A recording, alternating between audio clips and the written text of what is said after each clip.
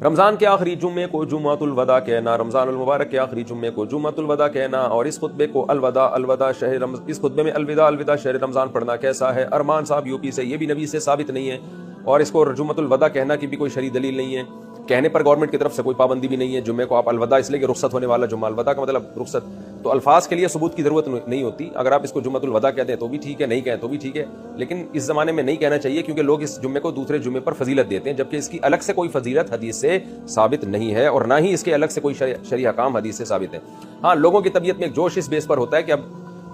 انسان کے بچے بن جاؤ، اب آخری جمعہ آ گیا اور بڑا دن آ گیا، اب جمعہ بھی رمضان میں نہیں آئے گا، تو ایک اس بیس پر ایک تھوڑا سا احساس ہوتا ہے۔ وہ احساس ہونا برا عمل نہیں ہے، بلکہ اچھی ایمان کی علامت ہے کہ بھئی اب